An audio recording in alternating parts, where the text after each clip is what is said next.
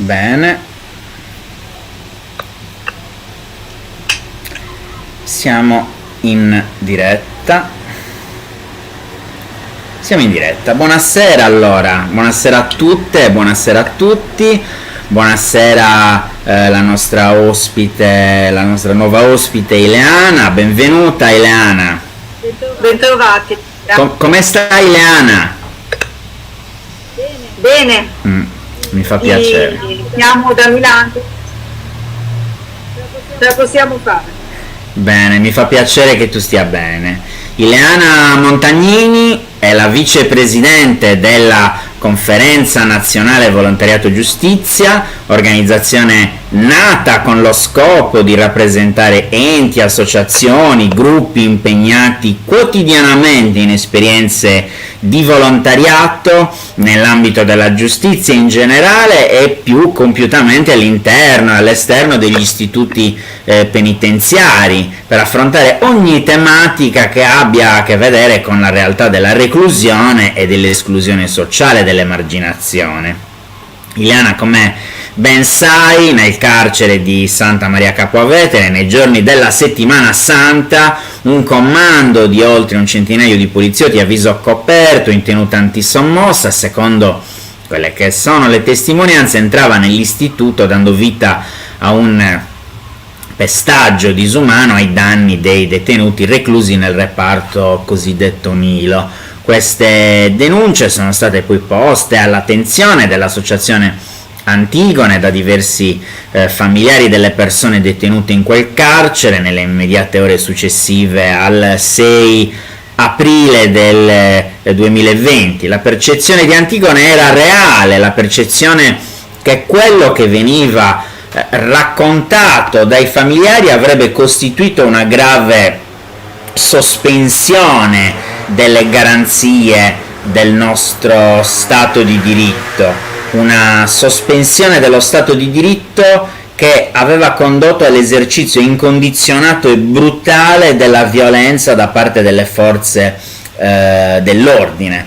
La mattanza di Santa Maria Capua Vetere è una lesione della nostra democrazia, una democrazia ferita e colpita in un momento delicato in cui il sistema penitenziario si mostrava incapace a gestire e a contenere la diffusione del virus all'interno delle carceri. È la notizia di 52 agenti di polizia penitenziaria colpiti da ordinanza cautelare e del provveditore nella triste conferma, la conferma di un sistema malato, che certamente non si è ammalato durante la pandemia, ma soffre di una malattia cronica da lungo tempo, una malattia che ha compromesso lo Stato di diritto e delle garanzie costituzionali di cittadini ristretti che ad oggi non godono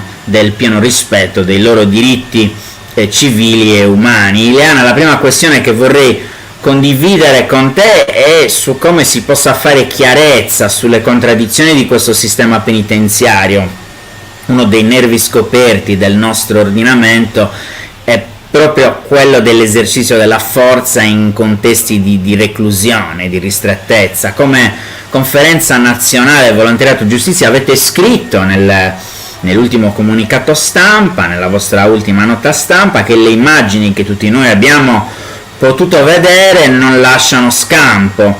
Quali sono secondo te quali sono stati i segnali di queste storture del sistema prima di questa mattanza? Da che cosa potevamo accorgerci? Da cosa potevano essere questi segnali già leggibili e già prevedibili? Ti ringrazio. Domanda interessante.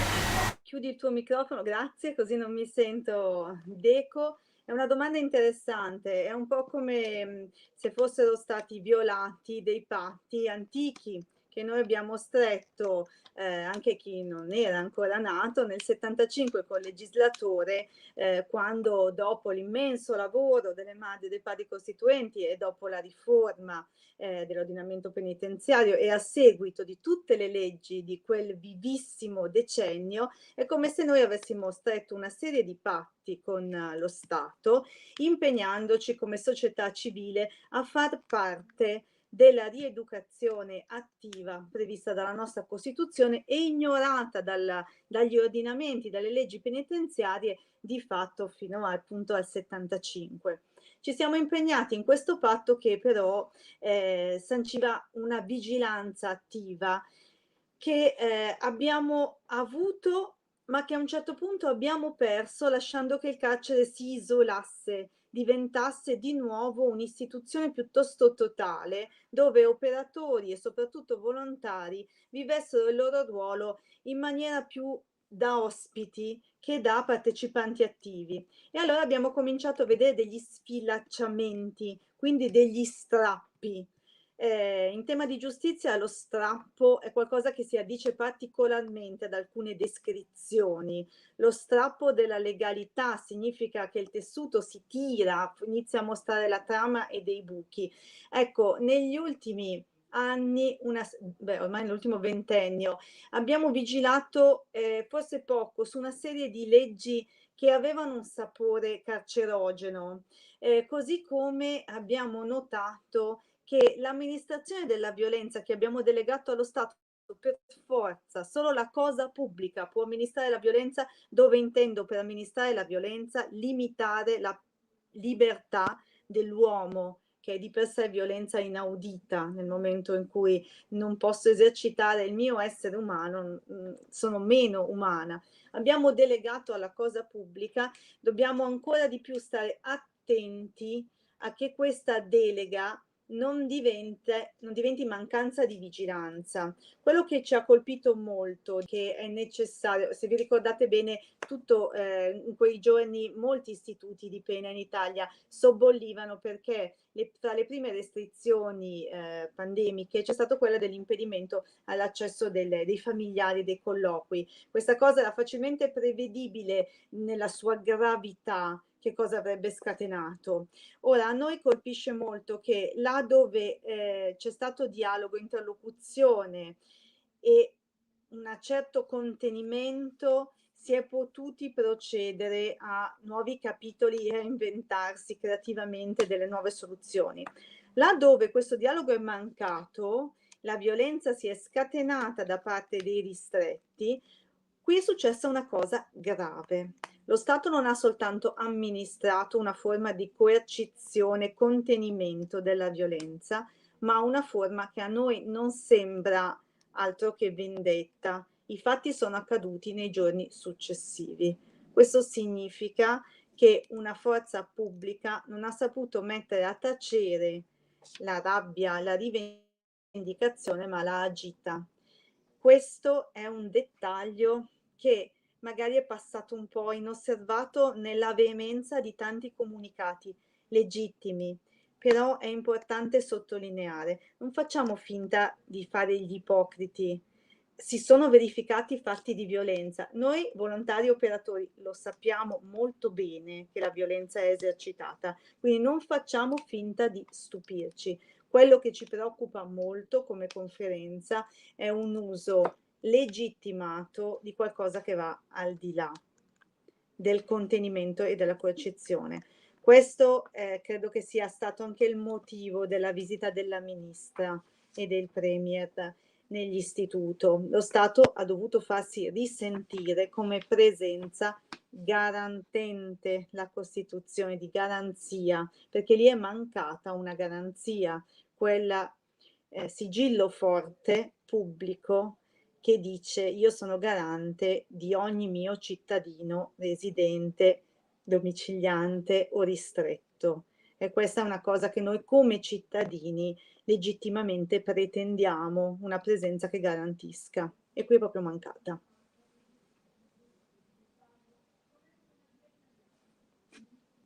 Una presenza mancata che mette anche in luce come il carcere non sia composto solamente dalle persone ristrette. Il carcere, ne parlavamo prima della diretta, Ileana, è un sistema estremamente complesso, si potrebbe definire come un mondo a sé composto da tanti settori. Ci sono gli operatori, c'è il personale amministrativo, c'è il personale della polizia penitenziaria, ci sono le persone detenute, che sono differenti, naturalmente non sono tutti uguali, ci sono tante persone e tante categorie di persone detenute, e poi c'è un settore che non viene considerato abbastanza dall'opinione pubblica e dai media, è un settore molto prezioso per il mondo del carcere, che è il volontariato, il ruolo del volontariato. Quanto è importante il ruolo del volontariato dentro le carceri e anche fuori dalle carceri, insieme alle persone che vivono anche esperienze di detenzione alternativa. Quanto è importante il volontariato? Allora, ripartiamo ancora dai documenti. L'articolo con cui adesso entriamo in istituto o agiamo sul territorio come volontari è l'articolo 17 dell'ordinamento penitenziario, che affiancato all'articolo 78 norma di fatto la figura del volontariato penitenziario. Allora, questo bell'articolo, perché l'ordinamento penitenziario è una bella legge, questo articolo parla della società che entra nell'istituto. Verosimilmente vogliamo auspicare che l'articolo si riferisca anche alla società che sta nella società, perché se la Costituzione parla di pene e non di pena, è sbagliato pensare che, è sbagliato costituzionalmente da un punto di vista di diritto, pensare che la pena si esegua semplicemente solo nel carcere. La pena si esegue anche fuori, la pena si sospende, la pena si tramuta, la pena si fa in molti modi, e la Costituzione dice infatti le pene, non la pena. Quindi tutto questo universo è animato dalla società civile, ben rappresentata dagli articoli 17. Quando io stamattina sono entrata a San Vittore col mio tesserino, con scritto articolo 17, facevo inconsapevolmente questa cosa, portavo dentro un pezzo di società civile. Quindi il volontariato non è ospite, non è subalterno, perché non ha una subalternità se non quella dei rapporti civili e delle leggi che rispetta, e quindi non è da considerarsi, come dire, un grazioso orpello. Di questo ne parliamo tanto in direttivo, e Ornella Favero, la nostra Presidente, veramente su questa cosa insiste che siamo formati e che formiamo le nostre regioni, che è molto importante. Nessuno è spettatore passivo, altrimenti sarebbe veramente ininfluente. Quindi i volontari hanno un ruolo specifico, non sono agenti, non sono funzionari giuridico-pedagogici, non sono medici, non fanno parte del comparto sanitario, e hanno un loro ruolo. Come tale devono riconoscerselo, farselo riconoscere. Questo significa dialogare, partecipare, chiedere di partecipare. Se guardiamo la nostra situazione delle conferenze regionali in Italia, ci sono volontari che partecipano ai GOT, altri che partecipano all'osservazione, altri che fanno attività, altri che non fanno nulla di tutto questo, perché magari hanno bisogno di essere resi un pochino più consapevoli del ruolo specifico. La società civile che entra, il rischio dell'isolamento, anche geografico, delle strutture. Qui a Milano abbiamo una casa di reclusione in pieno centro, in area C, il traffico riservato, e poi 2 case di reclusione abbastanza fuori. Poi Milano si è molto, come dire, sviluppata nelle sue periferie, e pian piano si sta mangiando, si sta avvicinando anche ai comuni di Opera e Bollate, che stanno vicini alle 2 case di reclusione, che di fatto fanno parte invece del territorio del comune di Milano. Però se penso ad altri istituti sul territorio che io frequento di più, quello lombardo, penso al carcere di Busto, bello isolato su una via e neanche collegato bene dai mezzi per i familiari che vanno a colloquio. Penso ad altri istituti allontanati geograficamente. Allora, carcere non se ne deve stare nel suo splendido isolamento, perché abbiamo capito che splendido non è. Il carcere deve essere un luogo abitato, deve aprirsi e soprattutto deve essere proiettato al fuori, perché la pena si esegua in questa società esterna. Dopodiché, là dove serve che la società inizialmente entri per rendere la vita dentro simile a quella fuori, ben vengano gli articoli 17 dei volontari. Detto questo, la vita vera non può essere quella dentro un'istituzione totale, e questo ce lo dicono le statistiche sulla recidiva, magari ne parliamo dopo, e quindi più carcere vuol dire meno sicurezza, e al contrario meno carcere significa goderne di più come uomini e donne civili. Sì.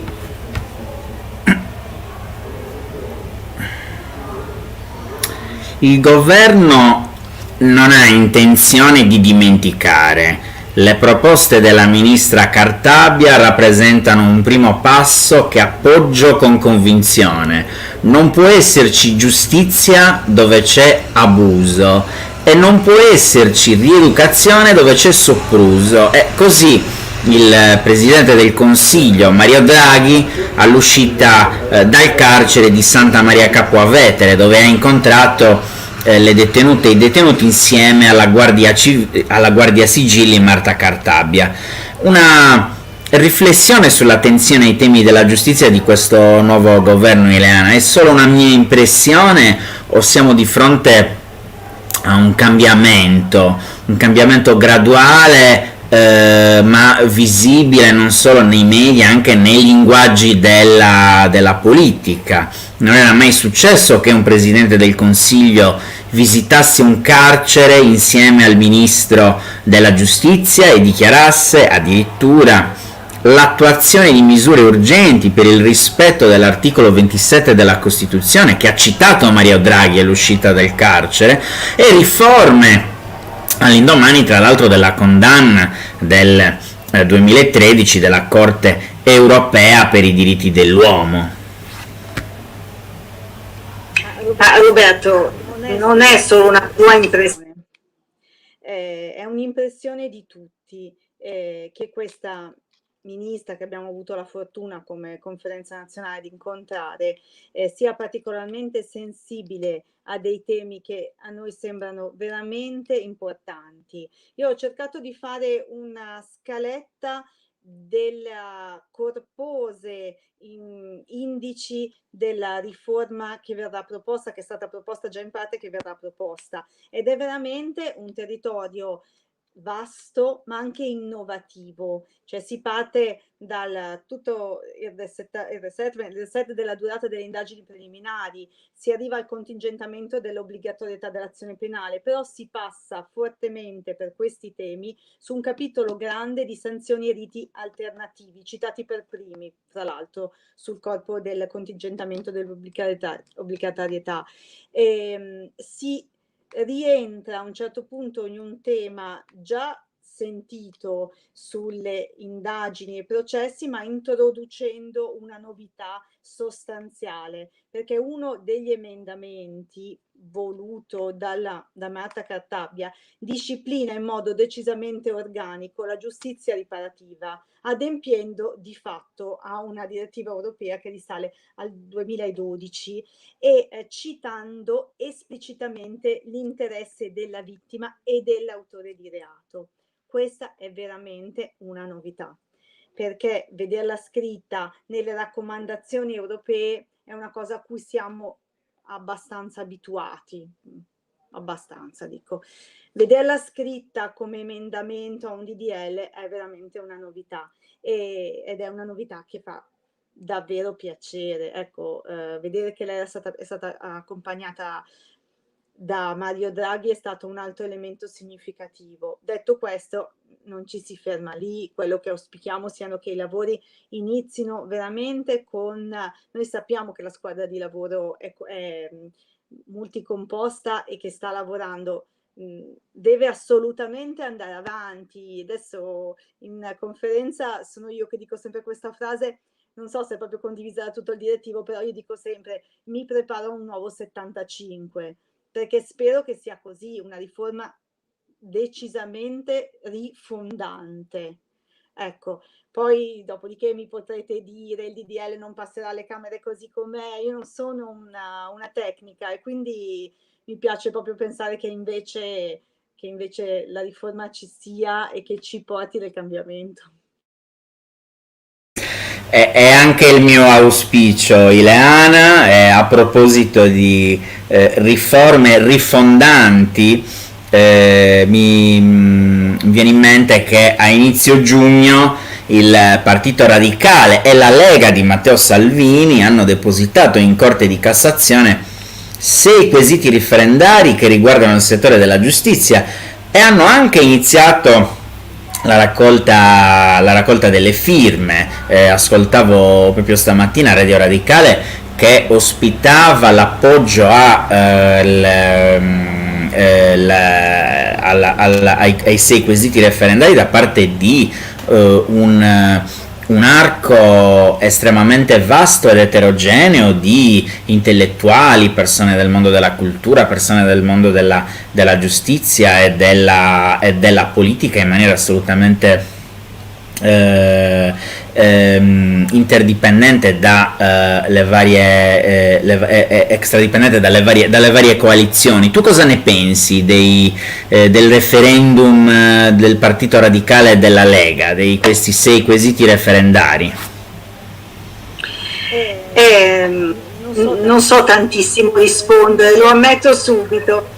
Però che soprattutto i primi quesiti che riguardano la responsabilità civile entrano nel merito della separazione delle carriere e poi vengono ripresi, mi sembra, al 4° e al 5°, con la valutazione poi sulla magistratura dell'ultimo quesito, francamente richiederebbero una indagine, una competenza tecnica che io sinceramente non ho.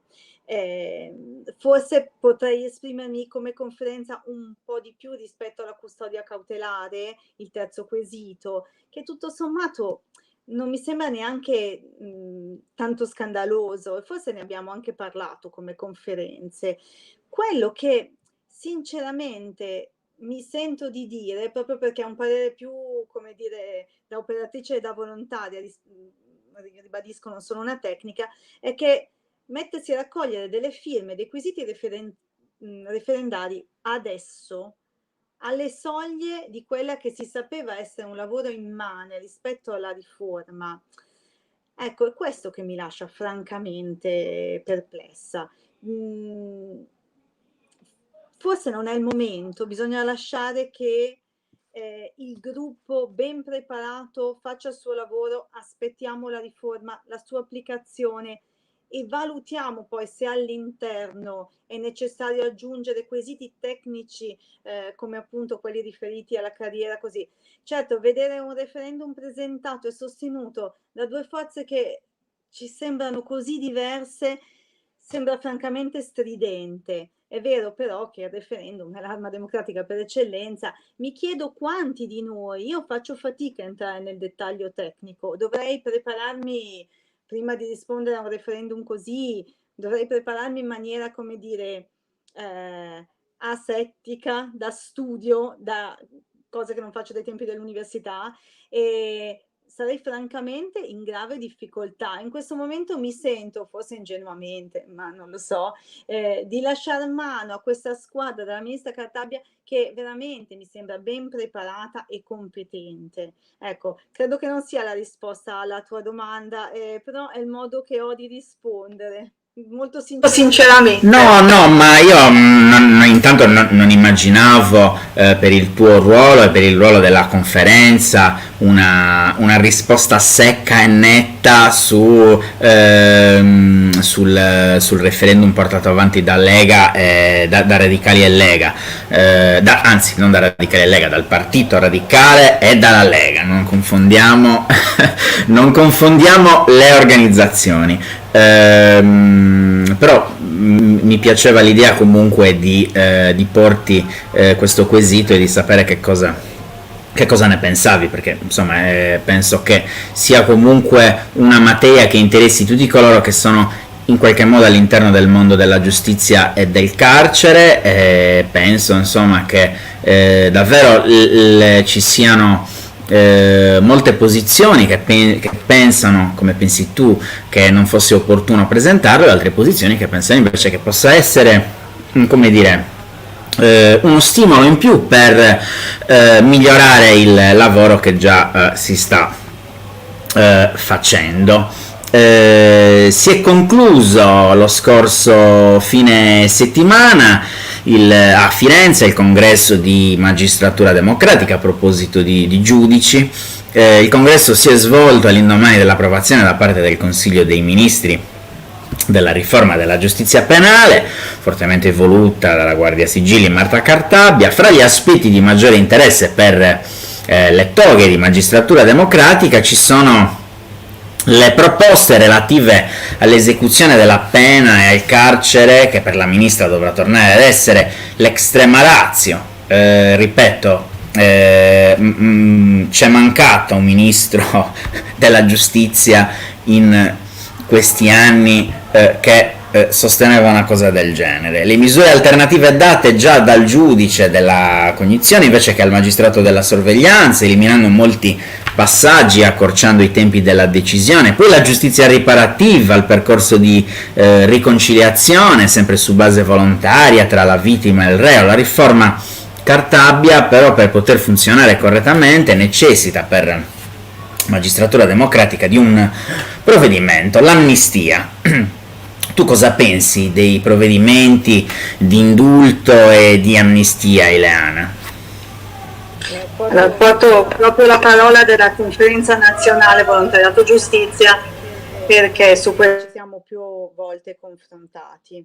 Allora, che il carcere debba diventare veramente l'estremo rimedio, credo che sia una prova provata. Allora, io ricordo l'ultimo indulto, il 2006, l'inizio di agosto, la prima settimana di agosto, e ricordo le statistiche, perché avevamo come l'impressione che, grazie anche a una certa vena di giornalismo, fossimo bombardati da notizie che dicevano è tornato in carcere, la faccia da indulto, venne coniata questa espressione curiosa, faccia da indulto, come se esistesse, per le persone che venivano riarrestate. Sono andata a rivedermi i dati, cosa che ogni tanto serve. Allora, l'indulto, che non era preparato, Roberto, io credo che veramente una malpreparazione anche sociale ad accogliere chi è uscito in quella settimana d'agosto e nelle successive, possiamo dircelo, era conclamata. Allora, quel provvedimento registrò un innalzamento, un tasso di recidiva che sfiorò il 30%. Quindi è come dire che una misura mal preparata o comunque l'assenza di istituzionalizzazione ha creato meno della metà della recidiva provata che abbiamo in Italia, che si aggira, ahimè, su percentuali che superano il 75%.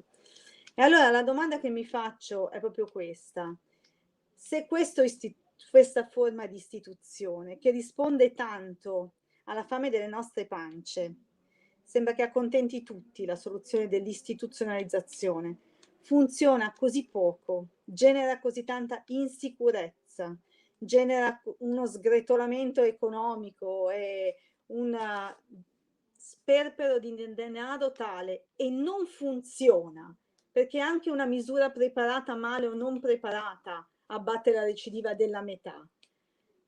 Che cosa aspettiamo? Se esiste una soluzione diversa dall'istituzione, va applicata, ci vuole un coraggio politico-legislativo, però io credo che nessun volontario, nessun operatore negherebbe che così non funziona. Il sovraffollamento, la separazione dagli affetti, che sono la prima cura del rischio suicidario, lesionista, la separazione, l'isolamento, la sofferenza mentale non possono aiutare la rieducazione, e questo è visibile e chiaro, e in più costa. È un'istituzione lesiva e costosa. Ora ci vuole soltanto un gran coraggio politico e non sociale per mettere a sistema quella che è la misura alternativa, che non deve essere più deputata ai progetti, perché se è legge, l'esecuzione penale esterna va sostenuta con le esigenze anche economiche derivanti. Non esiste che si metta a bando e a progetto ogni 2 anni l'accoglienza dal carcere in misura alternativa, come se ogni 2 anni ci accorgessimo che per novità alcune persone escono o avrebbero diritto ad uscire e non hanno il presupposto fondamentale, la casa, l'abitazione. Allora non è una novità. Quindi anche qua basta ipocrisie, cioè qualunque cosa funziona meglio di quell'istituzione lì e facciamolo, cioè mettiamoci insieme e con gli adeguati strumenti e le adeguate risorse facciamolo. Se non lo facciamo adesso perdiamo un'occasione irripetibile. Io sono naturalmente d'accordo, Ileana, e penso, insomma, per ritornare a quello che è il titolo del nostro dialogo, che non sia possibile rispondere in così pochi minuti a che cosa sta succedendo nelle carceri italiane dopo quelle violenze, dopo le violenze di Santa Maria Capua Vetere. Infatti l'idea della nostra redazione, della redazione del Manifesto Sardo, è di continuare questa discussione la prossima settimana con altri ospiti del mondo del carcere, del mondo del volontariato, del mondo della solidarietà ai diritti delle persone ristrette. Io penso che solo attraverso una discussione permanente su ciò che sta accadendo all'interno del mondo del carcere si possa realmente capire che cosa sta succedendo e quali trasformazioni questo mondo sta vivendo. Per questo, Ileana, io ti ringrazio non solo te ma anche la Conferenza Nazionale Volontariato Giustizia, che ricordo ai nostri amici e alle nostre amiche che ci stanno ascoltando, che è un'organizzazione che è strutturata in ogni regione d'Italia. Mi piace invitare tutte le persone che vogliono dedicare del tempo agli altri, del tempo alla solidarietà, che possono contattare le conferenze regionali dei loro territori e dedicarsi all'attività di volontaria o di volontario all'interno delle nostre carceri. Probabilmente se ognuno di noi, sulla base delle nostre competenze, delle nostre professionalità, della nostra operatività e del nostro tempo, dedicasse questo tempo a quelle persone ristrette, probabilmente un po' più di trasparenza, un po' più di umanità entrerebbe nelle carceri. Per cui saluto Ileana Montagnini, saluto gli amici del direttivo della Conferenza Nazionale Volontariato Giustizia, saluto tutte le persone che ci hanno ascoltato, ricordandovi che questa piccola chiacchierata, questo piccolo dialogo si potrà riascoltare sia nella pagina Facebook del Manifesto Sardo sia nella pagina YouTube. Lo diffonderemo poi successivamente. Vi saluto, vi auguro una buona serata. Ciao Ileana, a presto. Arrivederci, grazie, ciao a tutti.